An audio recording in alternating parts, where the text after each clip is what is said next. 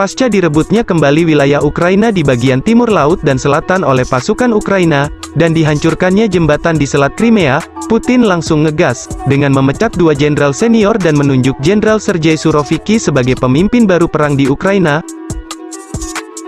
Lantas siapakah Surovikin, dan bagaimana sepak terjangnya, hingga mendapat kepercayaan dari Vladimir Putin untuk memimpin operasi militer khusus di Ukraina?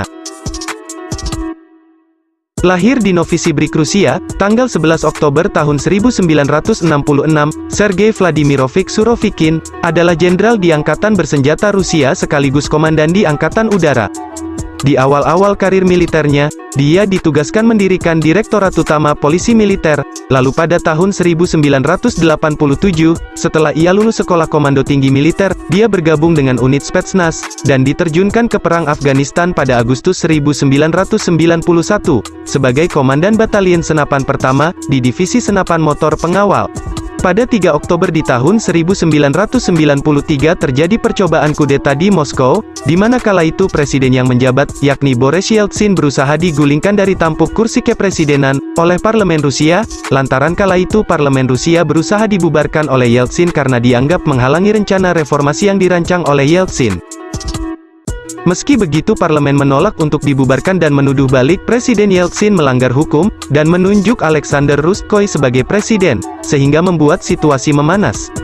Militer yang loyal terhadap parlemen kala itu mengambil alih balai kota Moskow dan stasiun TV Ostankino, dan aksi tersebut mendapat perlawanan keras oleh penjaga keamanan balai kota Moskow, dan baku tembak pun pecah menyebabkan ratusan orang tewas. Di tempat lain sebuah tank muncul di depan gedung parlemen Rusia dan melepaskan tembakan ke arah gedung tersebut, dan serangan itu berlangsung selama beberapa jam hingga pada akhirnya parlemen pun menyerah. Naas bagi Sergei Surovikin, dia pun ditangkap dan ditahan. Kala itu ia berada di barisan militer yang loyal terhadap parlemen. Ia dianggap bertanggung jawab atas tewasnya 3 demonstran yang anti kudeta, dan setelah melakukan penyelidikan yang mendalam pada tanggal 10 Desember Sergei Surovikin mendapat pengampunan dari Presiden Boris Yeltsin. Sergei hanya dianggap melakukan tugas yang diperintahkan atasannya kala itu. Ia pun dibebaskan, dan yang mengejutkan, Sergei berhasil mendapatkan promosi kenaikan pangkat mayor, pasca kejadian percobaan kudeta tersebut. Pada September 1995 Sergei Surovikin mengikuti Akademi Militer dan ia pun lulus di tahun yang sama. Di tahun itu juga ia dikirim ke Tajikistan untuk memimpin Batalion Senapan Motor, kemudian ia menjadi Kepala Staf dan Komandan Resimen Senapan Pengawal Motor ke-149 dan Kepala Staf Divisi Senapan Motor ke-201. Dan singkat cerita pada 2002, Sergei Surovikin lulus dari Akademi Militer Staf Umum dan menjadi Komandan Divisi Senapan Motor ke-34 di Yekaterinburg.